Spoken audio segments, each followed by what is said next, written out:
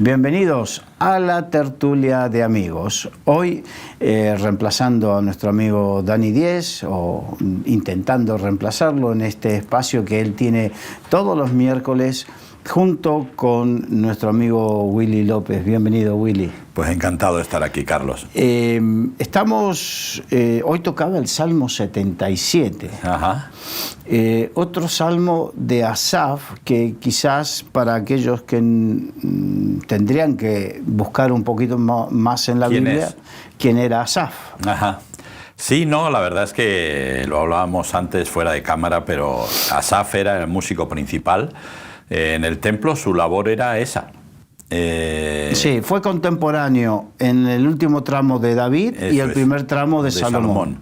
Entonces ese era su trabajo principal, no era ni salir a la guerra, ni cultivar, ni nada, solamente su trabajo principal era componer y dirigir la música en el templo. Recordemos que cuando entraron las tribus a la tierra prometida, 11 tribus recibieron. Toda la tierra de Canaán fue distribuida en 11 tribus, pero la tribu de Leví no. Ellos les tocaba atacar. A pesar de eso, también por si hay algún purista por ahí, Carlos, que nos dice, sí, ya sabemos que tribu y media se quedó al otro lado del Jordán, sí. Vale, para que nadie no nos diga nada. Pero la realidad es, centrándonos en la tribu de Leví, que es de donde proviene Asaf, lógicamente no era que escogían gente por ahí, no. O sea, tenías que pertenecer a la tribu de Leví, a la tribu del sacerdocio, una tribu que se puso a favor de Moisés cuando las cosas se pusieron duras, y por eso fue que Dios los consagró para el trabajo directo hacia él, ¿no? Claro. Entonces, trabajo del tabernáculo en su día. Luego, cuando ya Salomón por fin construye el templo, ya todo el trabajo se hacía en el templo, tenían sus propios habitáculos, comían de los holocaustos y las ofrendas que le traían. O sea, en cierta manera, tenían que depender, no ganaban nada, tenían que depender siempre del pueblo y de la provisión de Dios, ¿no? Que era muy interesante. Pero lo interesante es que las otras tribus tenían que cultivar, trabajar en lo suyo, y ellos, de sus ofrendas, era lo que sostenía el templo y los que ministraban en el altar. Claro. De ahí viene que es lícito que el que trabaja en el altar viva del altar, ¿no? Claro. Entonces, pero así todo, Asaf tuvo su crisis personal. Yo creo que tuvo varias, como comentabas antes. El Salmo 73 es un salmo donde se expresa también fuerte. Y aquí en el Salmo 77 especialmente lo que Asaf refleja es un bajón, pero debido principalmente a como que Dios los ha abandonado, ¿no? Entonces, y estamos hablando de que en cierta manera vivió muchas cosas Asaf. Asaf en el último tiempo de David vivió rebeliones de la propia familia de David, vivió un montón de cosas, vivió la época dorada de Salomón, no tuvo que ver, bueno, tal vez empezó a intuir qué iba a ocurrir con Salomón, pero en general vivió la época dorada de Salomón. O sea, en cuanto a Israel, las cosas iban bien. Sin embargo, lo que él veía es como que el pueblo se estaba apartando de Dios. Y él piensa que tal vez esto es lo que conlleva a toda su queja inicial de los primeros versículos, diciendo, Señor, ¿dónde están? O sea, nos vas a abandonar definitivamente, has escondido tus piedades, etcétera, etcétera. Es decir, porque, vale, tenemos un templo muy bonito, tenemos mucho dinero, tenemos un rey sabio que le reconoce todo el mundo, pero no hay una comunión contigo. Eso es lo que se está perdiendo. Sí. Recordemos un templo muy bonito que se inauguró estando él. Ajá. Y por otro lado, cuando se inauguró el templo de Salomón, hubo cantidad impresionante de holocaustos y que descendió la gloria de Dios. Él estaba ahí cuando sucedió todo eso. Pero sin embargo, posteriormente, tú, posiblemente hayas tenido esta crisis. Sí, pero fíjate, siempre es una cosa y es una cosa... a mí me gusta la Biblia porque habla de personas, y habla de personas que pasan circunstancias que todos podemos pasar. El domingo predicaba yo en la iglesia acerca de Elías. Después de una gran victoria sobre los 400 sacerdotes de Baal, de Asera, Jezabel le manda un mensaje que yo creo que se lo hubiera mandado 200 veces, porque es a lo que se dedicaba Jezabel, era a matar a los profetas que no eran suyos, ¿verdad? O a meterlos en la cárcel. Pero de repente en ese mensaje Elías se viene abajo y sale corriendo. Dios lo tiene que mantener a mitad camino, pero al final sale corriendo, llega al monte de Dios, al monte de Oreb, y se mete en una cueva. Después de una gran victoria, donde Elías en cierta manera va de chulo por la vida, de vacilón, ¿verdad? Diciéndole a los profetas de Baal, bueno, gritar más fuerte, que es que igual está dormido, o cortaros más con los cuchillos, que igual no atiende, ¿verdad? Y después sabemos todos la escena, ¿verdad? De las piedras, la leña, el holocausto, y venga, ahora traerme agua, que lo voy a regar esto bien, ¿no? Y Dios responde, una victoria brutal, de tal manera que el pueblo dice, no, nosotros serviremos a Jehová. O sea, consigue el pueblo, después de esa gran victoria, Elías se viene abajo. Yo creo que es una buena enseñanza para los que estamos en el ministerio y en general para todo cristiano, pensar, ten cuidado. O sea, las victorias son buenas, las victorias hay que disfrutarlas, pero ten cuidado con lo que viene después, ¿no? Porque a veces, sin darnos cuenta, nos venimos abajo. Eso es lo que le pasa muchas veces a gente que va a congresos y de repente viene del congreso que se come el mundo. Claro. Y a los 3 meses el mundo se lo comió a él ya. Yo entiendo personalmente que después de una gran victoria, más en el caso, por ejemplo, de Elías, que fue una victoria espiritual, y lo voy a ejemplificar de una manera. Cuando yo era niño, los niños, hace muchos años, entonces era otra época, jugábamos mucho en la calle o lo que sea, y me acuerdo que una vez fuimos a un sitio a jugar al fútbol y después de un día de lluvia y calor, reventó un hormiguero. Entonces, me acuerdo que no tuve mejor idea que ir y pegarle una patada al hormiguero. Entonces, ¿qué fue lo que sucedió? Las hormigas se revolvieron y se me subieron todo por arriba, me picaron por todos lados. Entonces, con eso yo ejemplifico que cuando uno obtiene una victoria espiritual, no pretenda que el enemigo se quede quieto. No. Se va a revolver. Ajá. Y por otro lado, también tenemos la tendencia, después de una gran éxtasis de victoria, de bajarla, perder comba, perder tensión. Sí, quitarnos la armadura, colgar las armas y decir, sí, a descansar, no, a descansar. Y creo que ahí es donde el enemigo dice, bueno, tranquilo, que cuando estés descansando, ahora me toca a mí. En este caso, en el caso de Elías, quien ejemplarizó la tarea de Satanás fue Jezabel. En el caso de Asaf, ya digo, hay una serie de circunstancias donde él piensa. Pero esto le pasó a Elías también, volviendo otra vez a Elías, ¿verdad? Cuando se queja delante de Dios y le dice, no, es que me he quedado solo y me buscan para matarme, ¿no? Y Dios le tiene que responder, perdona Elías, pero hay 7000 que no han doblado sus rodillas, ¿no? En el caso de Asaf, yo creo que él estaba todavía no había recibido una respuesta de Dios, pero lo que él se siente es como que ya no hay salida, como que esto ya está acabado, como que Dios les ha abandonado, y en ningún momento le reprocha a Dios que sea por culpa de Dios. Pero sí él lo que está contando, lo que está viviendo es una realidad que él siente. Y a veces la sintomatología en la vida de los cristianos es muy peligrosa, porque una cosa es lo que sentimos y otra cosa es la realidad. Sí, por eso dice, no somos como los sensuales, los que viven por lo que... la sensualidad, en las connotaciones que tenemos hoy en día aquí en Occidente, es de erotismo, pero no, la palabra los sensuales es que no vivimos por lo que sentimos, claro, sino que vivimos por la fe en la palabra de Dios. Sí, no, cuando habla, claro, aquí siempre los medios, el cine, las películas, todo siempre asimila, ¿no? Todo tiene que ver con sentir y es sexo, ¿no? Entonces, pero en Oriente especialmente, ellos siempre dicen que sensual es algo que proviene de los sentidos, y los sentidos es lo que usamos para tener relación con el mundo que nos rodea. Y la vista, el oído. El que menos usamos es el sentido común, pero está también ahí.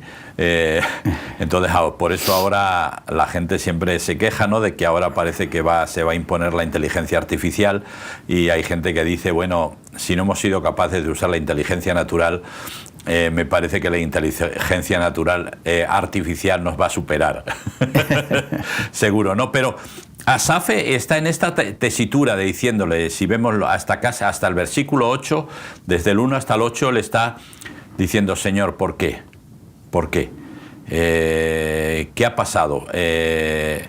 No sé si está diciendo, si le está contando a Dios una realidad general, o es cómo me siento yo, Señor. Me siento que nos has abandonado, que nos has dejado, y la pregunta de él es, bueno, ¿hasta cuándo?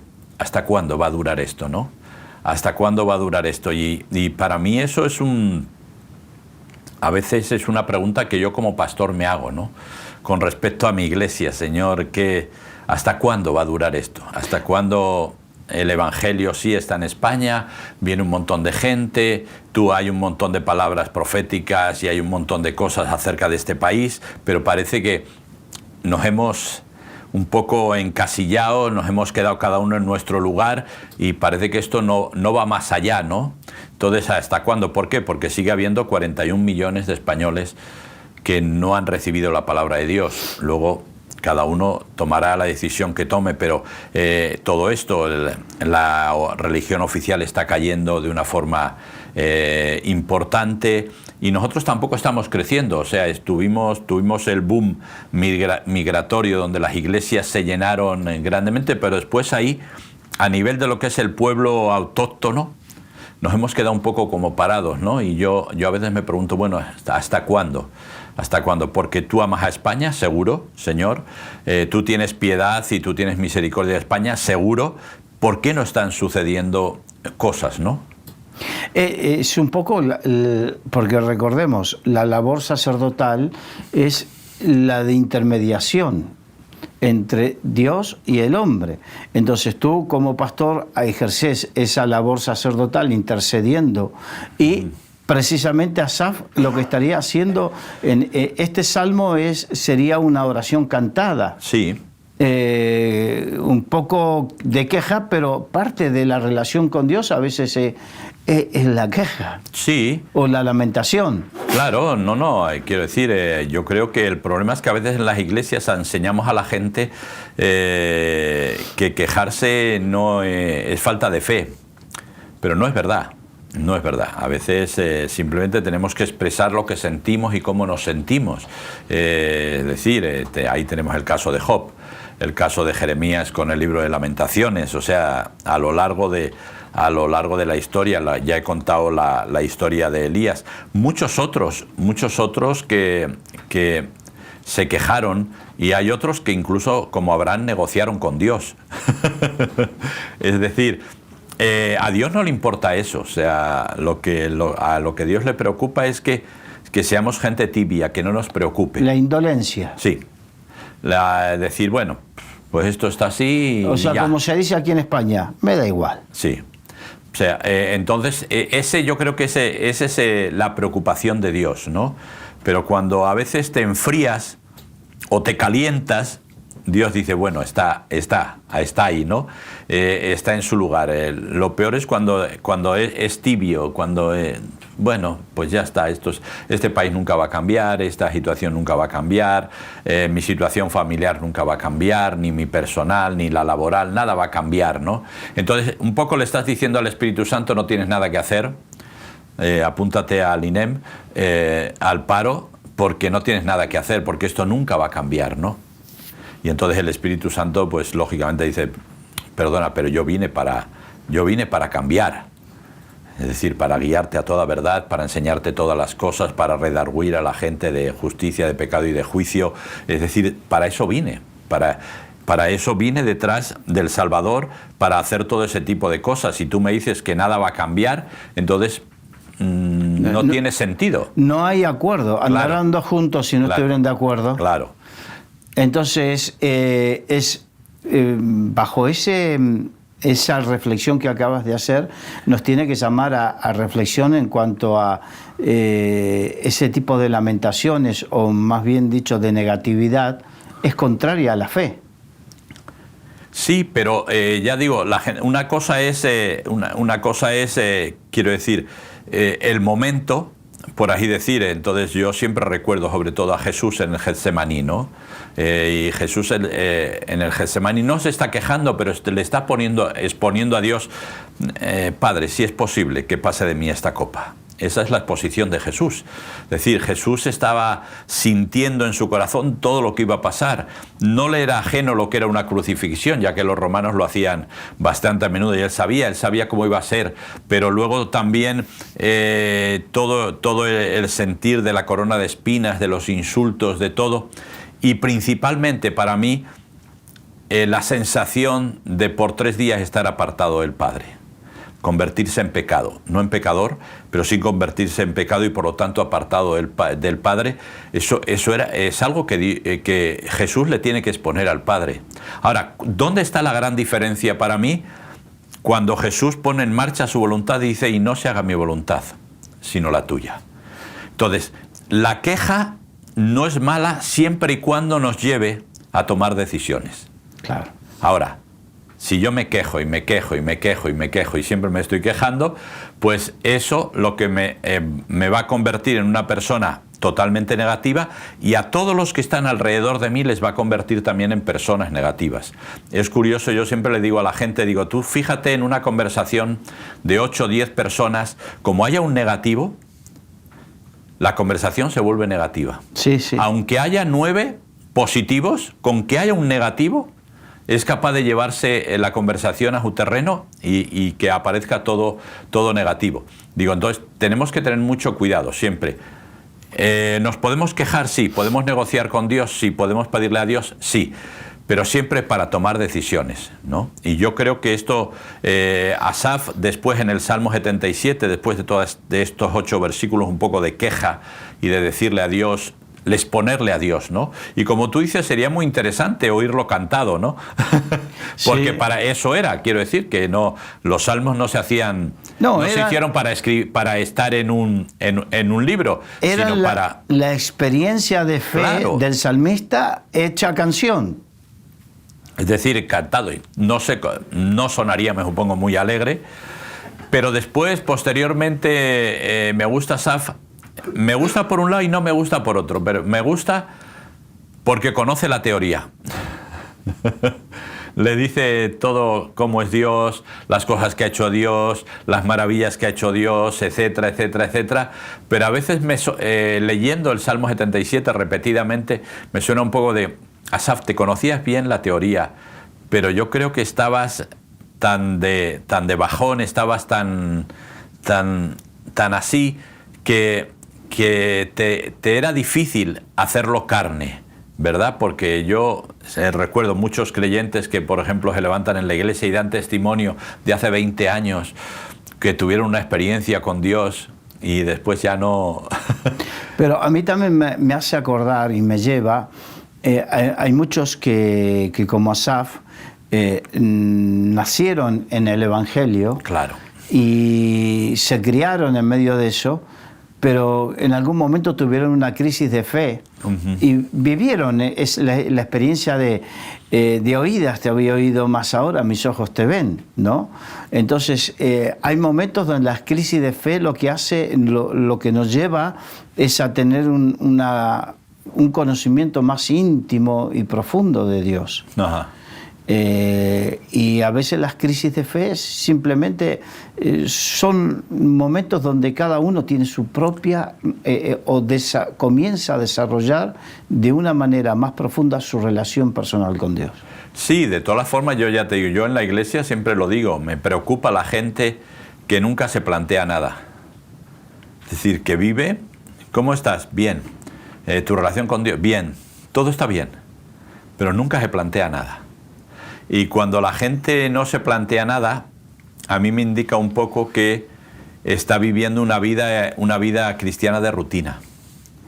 Porque cuando tú no vives una vida cristiana de rutina, siempre hay obstáculos en el camino, siempre hay situaciones en el camino que te hacen reflexionar, que te hacen plantearte, que te hacen pensar y que te hacen, como tú decías antes, tomar decisiones acerca de cómo está tu relación con Dios, cómo está tu conocimiento con Dios, etcétera, etcétera. Es decir, a mí me recuerda mucho a los matrimonios, ¿verdad? Los matrimonios no, se llevan bien, pero nunca hay ningún... En cine se dice, ¿verdad?, puntos de inflexión. Nunca hay puntos de inflexión en su vida. Es esas situaciones que hacen un cambio de guión, que en las películas se ve mucho, normalmente siempre hay dos, ¿verdad? Un cambio de guión. Gente que lleva 20, 25 años en el Evangelio, pero el guión de su vida nunca ha cambiado.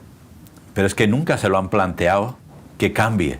Entonces, pues rutina, siempre lo mismo.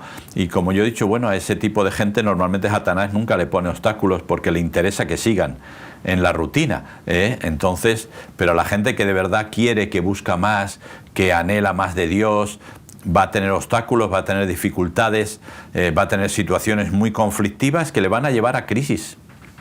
Incluso ahí una hermana en la iglesia me preguntaba, Willy, ¿tú has dudado alguna vez de la existencia de Dios? Digo, sí, bastantes veces. Digo, no de la existencia de Dios como como si Dios existe, eso no tengo ningún problema, de que si Dios existe para mí.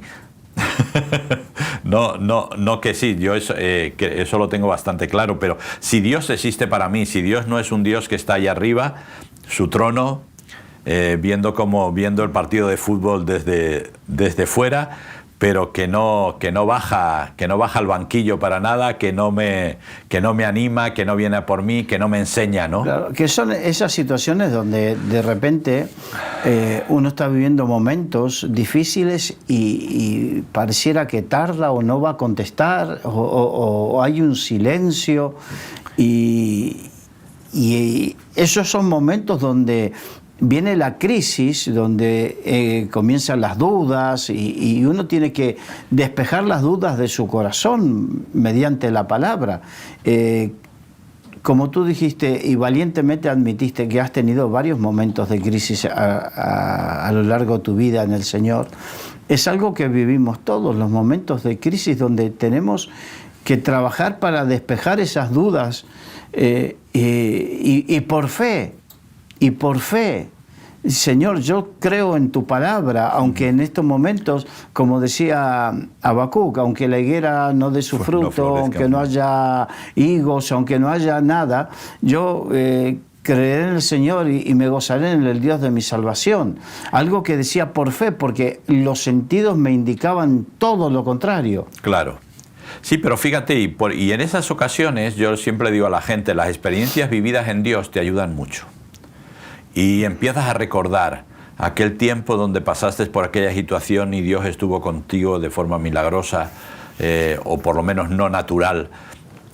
Aquella otra situación, aquel encuentro, aquello, y vas recordando, y es lo que está haciendo Asaf aquí. Asaf dice, si me permite, versículo 11 dice, me acordaré de las obras del Señor, sí, haré yo memoria de tus maravillas antiguas, meditaré en todas tus obras y hablaré de tus hechos.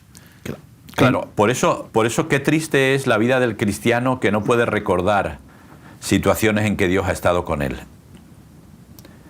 Recuerda a duras penas un día donde hizo su decisión de fe por Cristo, pero después ya no tiene forma. Y cuando la situación se complica, cuando la situación es muy difícil, eso ayuda mucho. ¿Por qué? Porque en el momento estás en un desierto, estás en una prueba, no eres capaz de ver, o sea, la situación, yo lo llamo el efecto lavadora. Es decir, cuando la situación vueltas, como si estuvieras metido en una lavadora, vueltas y vueltas y vueltas, y no eres capaz de fijar tus ojos en Cristo. Es imposible, ¿no? Entonces yo creo que en ese momento, que es el del recurso que tira Asaf, es muy importante recordar, bueno, cuando el Señor estuvo con nosotros. Y esto y lo otro, y eso, y es un poco lo que está Asaf. ¿Por qué? Porque en el momento no te queda nada que recordar, porque en el momento no hay nada que recordar, está todo como muy oscuro, como muy negro, ¿verdad? Pero sí me puedo acordar de cosas que pasaron. Y yo creo que ese recurso que Asaf usa, creo que es muy importante. Por eso yo siempre le digo a la gente, digo, como yo que ya voy para mayor, ¿verdad? Las cosas más bonitas son los recuerdos. No es tan importante el dinero, es importante la salud, es importante, pero los recuerdos. Que cuando tú ves a alguien de tu familia, tienes recuerdos. Por eso yo le digo a la gente, para mí no es importante cuando voy a un restaurante con los amigos o con mi familia, no es importante la comida, es importante los recuerdos, sí, la compañía. No voy a recordar tanto lo que comí como lo que hemos hablado, lo que nos hemos reído. Porque eso es lo que va a quedar, y un día, por eso el Alzheimer es una enfermedad tan cruel, porque te roba los recuerdos. Te roba los recuerdos.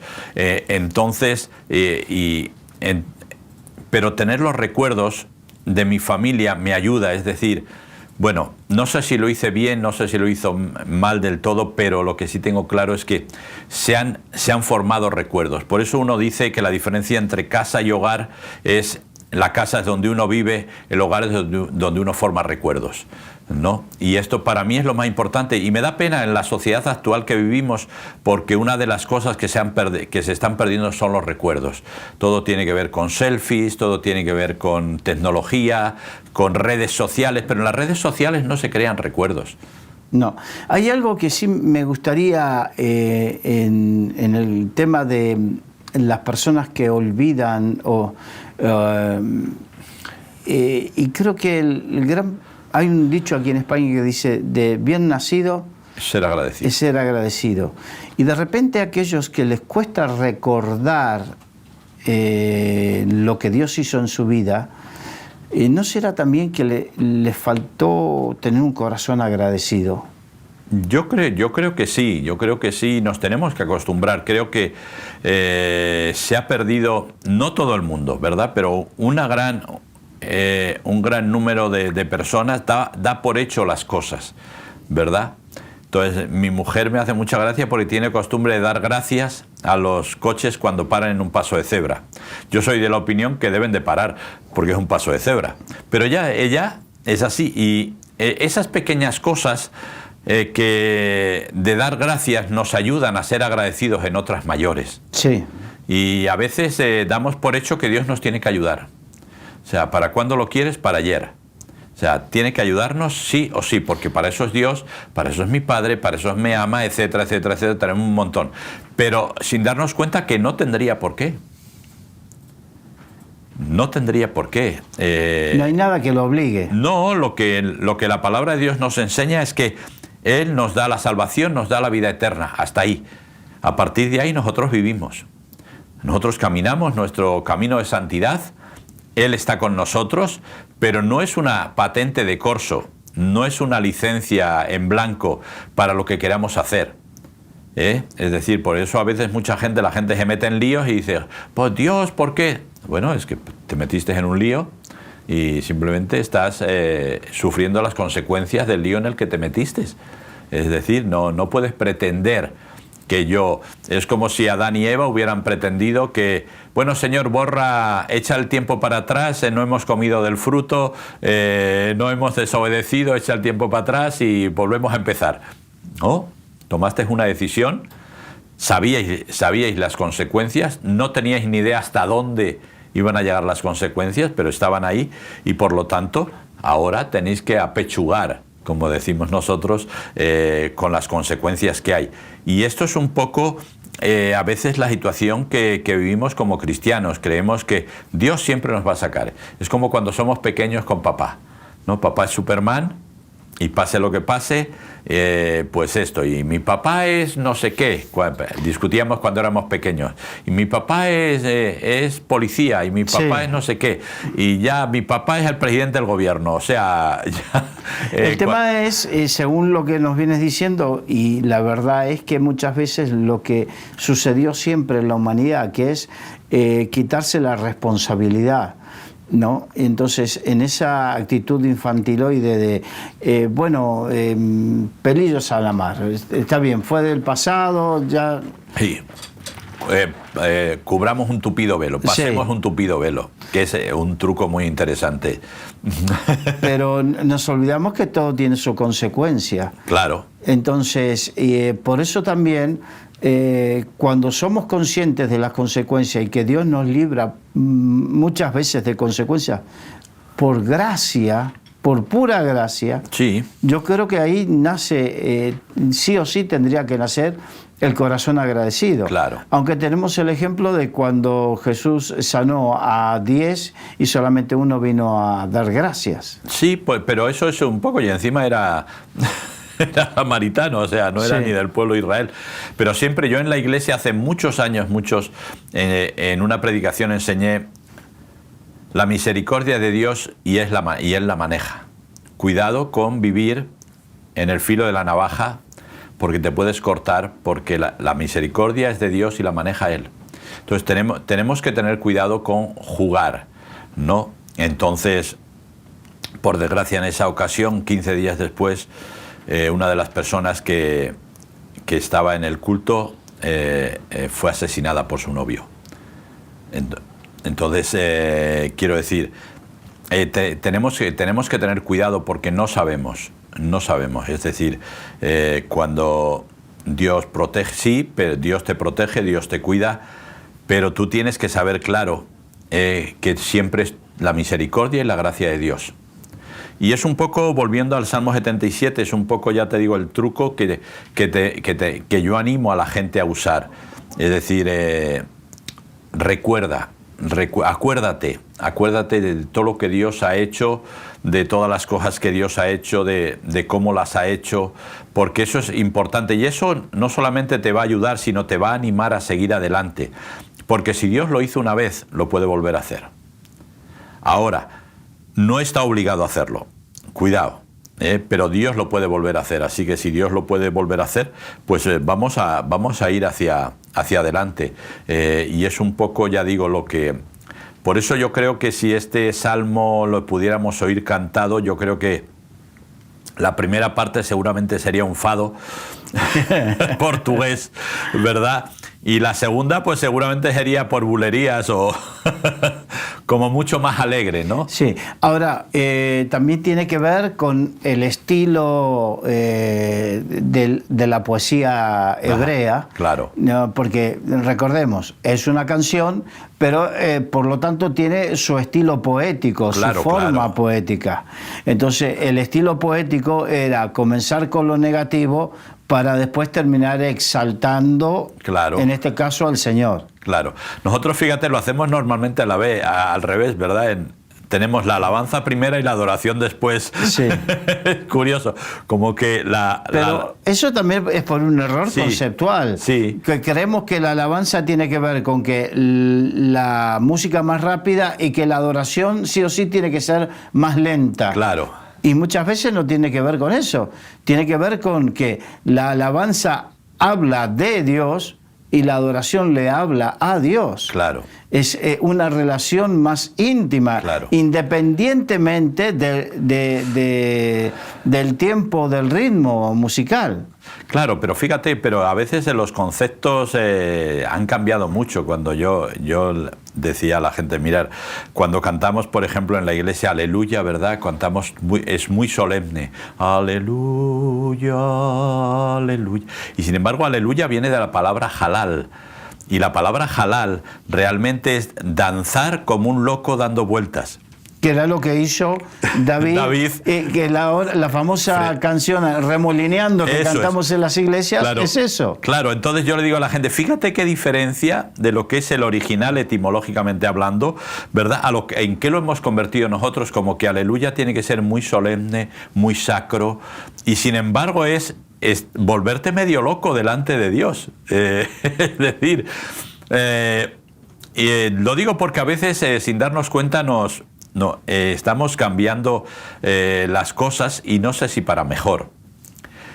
Para nosotros sí, tal vez como humanos, tal vez más ordenadas, pero no sé si a Dios le gusta tanto ese orden, porque yo he estado en bodas hebreas y bueno, ahora por desgracia tenemos que ver la guerra entre Israel y los países árabes, ¿verdad? Y tú ves a los soldados judíos cómo cantan. Sí. Sí, sí. Súper alegre, o sea, y las bodas judías es una pasada lo alegres que son, que todo el mundo piensa que los salmos son como música sacra, muy pa, y que es súper alegre. ¿Por qué? Simplemente porque dirigen su corazón a Dios, y para ellos es importante. Por eso la segunda parte de Asaf es decir, bueno, Señor, sí, da la impresión de que nos has dejado, que nos has abandonado, que ya no quieres nada con nosotros, que te has olvidado de nosotros, que ya tus piedades se han acabado para nosotros, pero vamos a entrar en la segunda parte, ¿no? Vamos a entrar en la segunda parte. ¿Y por qué? Porque hay que cambiar el chip. Y yo creo que tenemos que cambiar el chip. Ahora, tal vez como iglesia en España, tenemos que cambiar el chip sabiendo que Dios puede volver a hacer las cosas, y lo ha hecho en América Latina, trayendo un avivamiento potente a diferentes sitios o ciudades que hemos oído últimamente, en África, en otros lugares. Dios lo puede hacer en España también. Entonces creo que hay que cambiar el chip, ¿no? Y yo le digo a la gente, y yo me acuerdo de los años 70, cuando Dios trajo un avivamiento especialmente entre los jóvenes a España, que no fue global, no fue en toda España, pero fue en puntos muy concretos: Burgos, Cantabria, Galicia, Madrid, Barcelona, algunos sitios concretos, y seguramente habrá otros que yo desconozco de aquellos tiempos, pero recuerdo también cuando venían algunos pastores argentinos, como la familia Contreras, hablando del primer avivamiento en Argentina, etcétera, etcétera, etcétera. Es decir, Dios se está moviendo.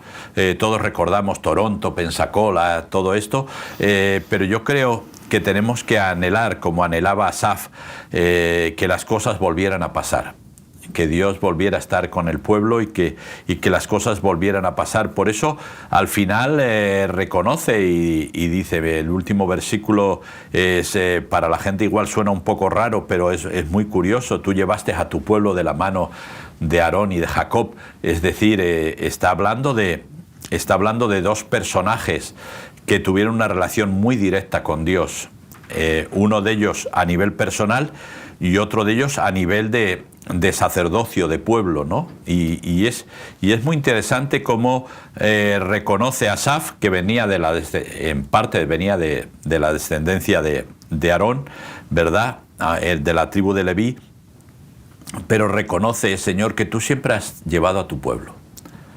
Tú siempre has llevado a tu pueblo. Qué interesante recordar, pero hay algo que me gusta mucho, es el tema de queremos un avivamiento, pero el avivamiento nace en la intimidad con Dios, no en copiar métodos. Eso. Porque a veces entendemos o interpretamos erróneamente que en un avivamiento nace porque viajo y me traigo el método que funcionó allí. Sí, sí. Y cuando nos damos cuenta que si funcionó algo allí fue porque esa persona lo buscó con pasión e intensidad en la presencia de Dios. Y entonces, que el método era la herramienta, pero lo que fue primero fue el corazón deseoso, ¿no? Y que lo que tenemos que hacer, más que copiar un método, es tener un corazón deseoso, como Asaf, de que, Señor, como lo has hecho en otro sitio, hazlo aquí. Claro.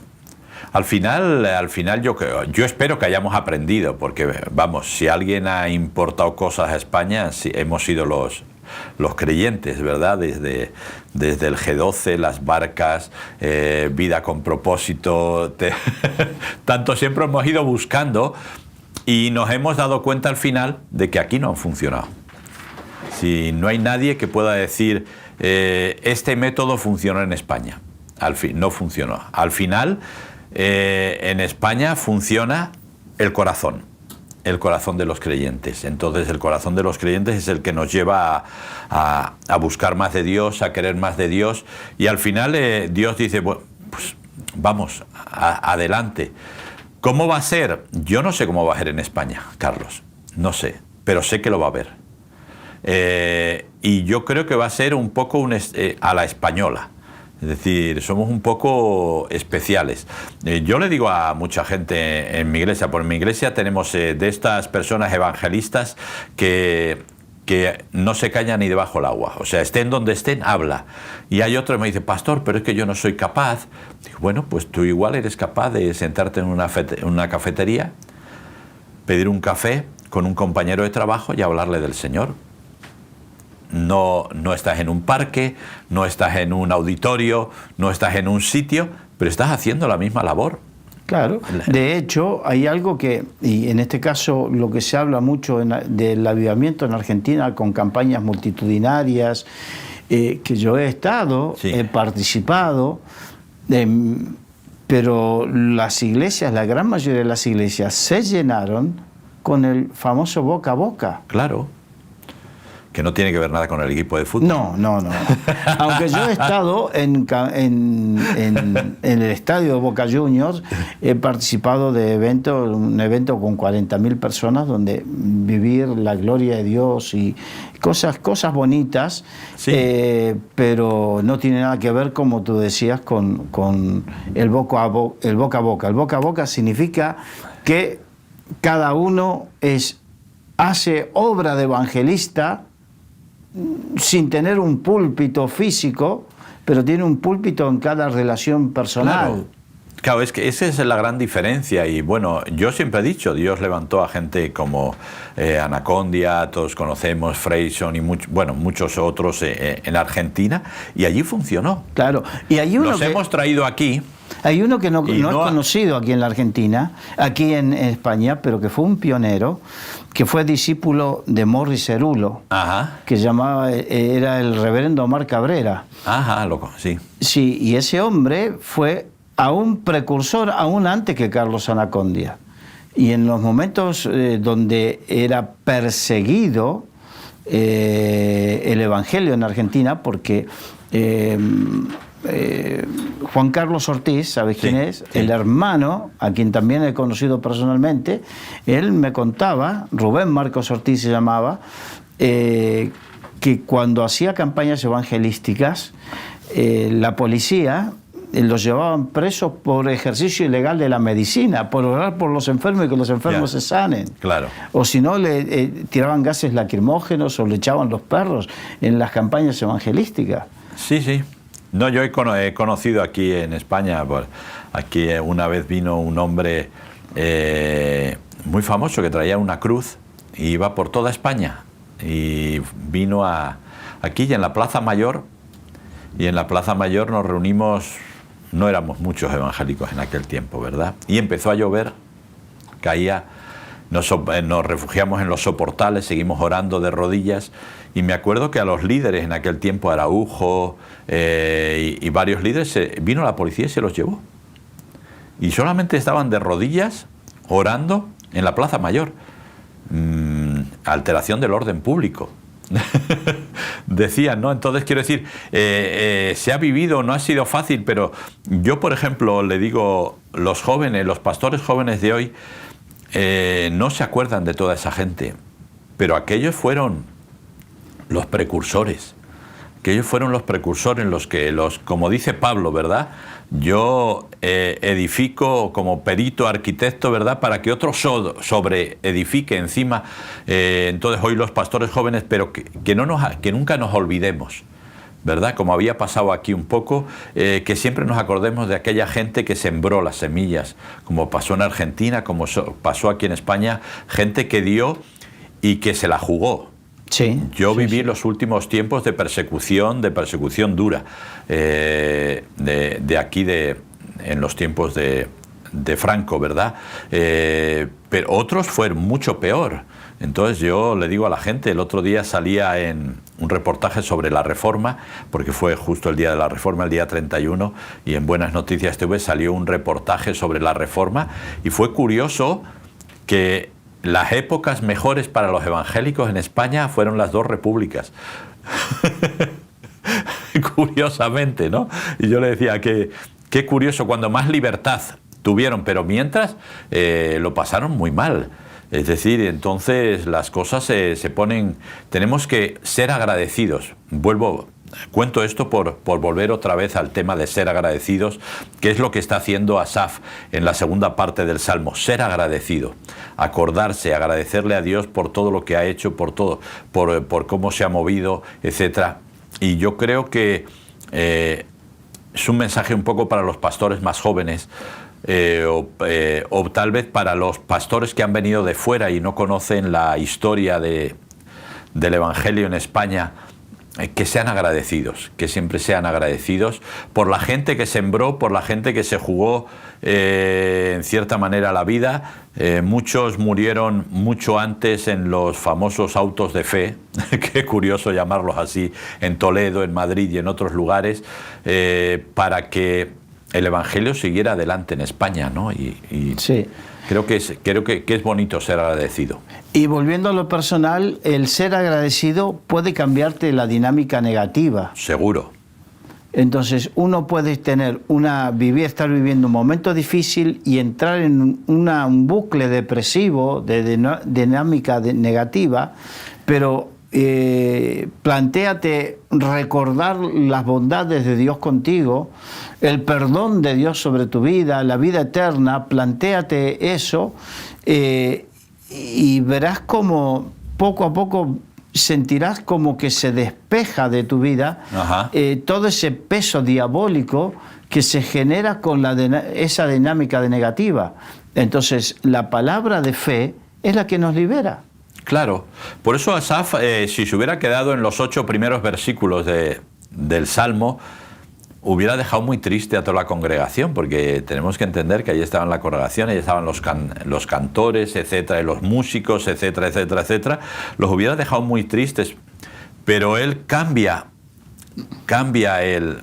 como diríamos en argot taurino, cambia de tercio, ¿verdad? ¿Para qué? Para que la gente se dé cuenta de que puede haber nubes, pero siempre el sol siempre luce detrás de las nubes, siempre, el sol siempre sale, para justos e injustos siempre sale, y aunque en nuestra vida haya muchas nubes, haya mucha sensación de oscuridad, de que nada va a cambiar, de que todo es muy difícil, tienes que saber que siempre, a mí me gusta mucho en los días nublados como hoy, ¿verdad?, cuando de repente las nubes hay un hueco por donde sale el sol. Además dan ganas de hacerle una foto porque es muy bonito eso. Pues eso es lo que está haciendo Asaf. Eso es lo que le está llevando lo que le está transmitiendo a la congregación.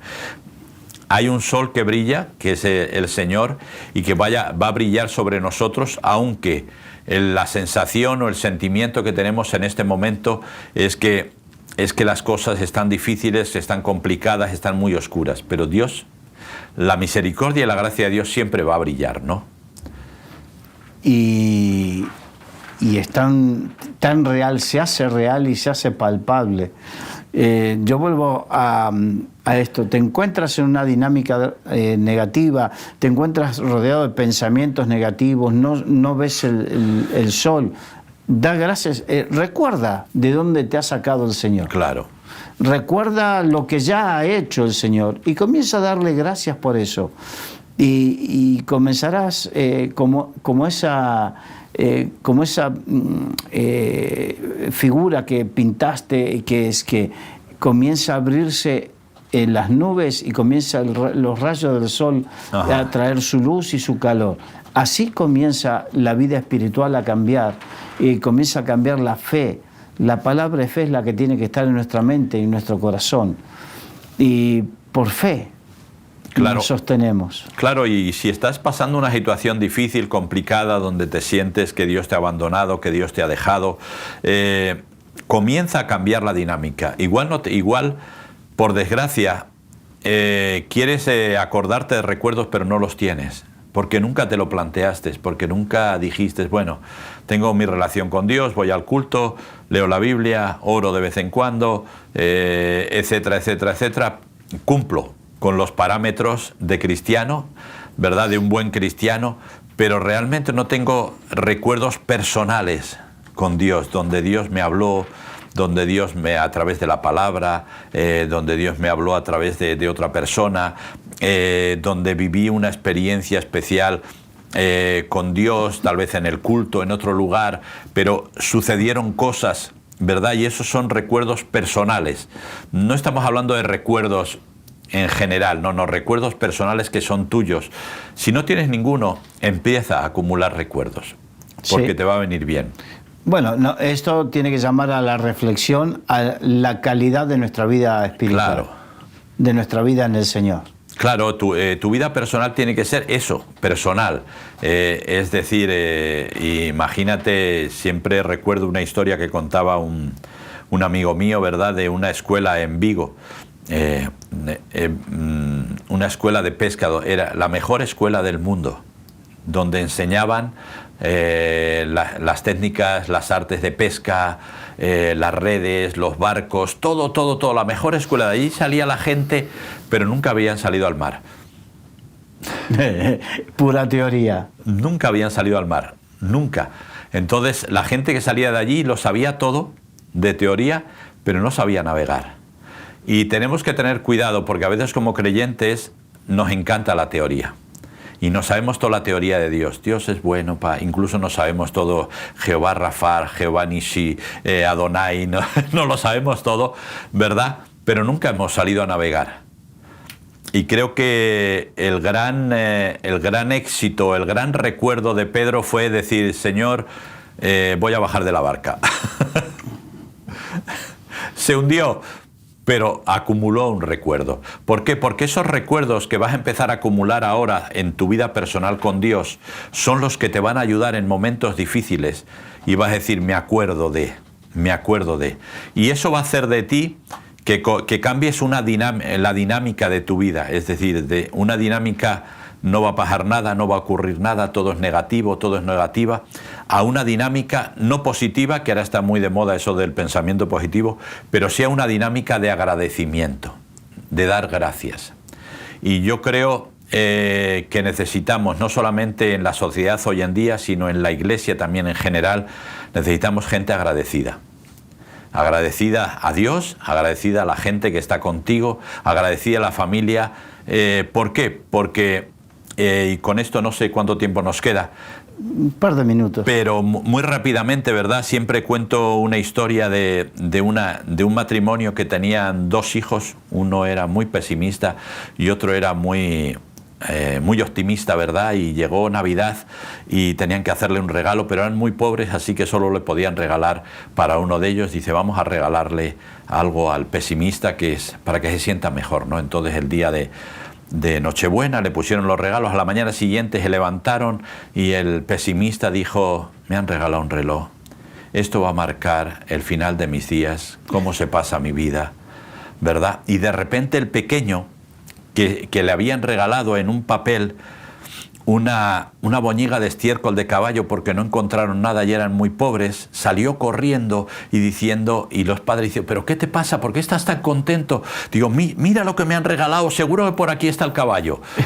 Es decir, eso nos cambia la dinámica de nuestra vida cuando aprendemos a ser agradecidos. El apóstol Pablo enseñó, dad gracias en todo y por todo, porque esta es la buena voluntad del Dios Padre para con vosotros en Cristo Jesús. Entonces, muchas veces se anda buscando gente con poder de Dios, para ungidos, para que oren por ti. No lo desestimo, pero prueba en cambiar la dinámica y dar gracias a Dios por su amor, por su misericordia, por su benevolencia, por su gracia, por su palabra, por su Espíritu Santo, por haberte perdonado los pecados. Por esta situación complicada y difícil. Sí, entonces dar gracias a Dios por tantas cosas y esa dinámica de fe, esa dinámica negativa se transformará en una dinámica de fe que es la que nos sacará del pozo cenagoso en que uno puede llegar a encontrarse. Amén. Bien, llegamos al final del programa de hoy. Willy, muchas gracias. De nada. Gracias a ustedes por acompañarnos. Nos despedimos de todos los amigos de Radio Solidaria y Solidaria TV. Que Dios les bendiga.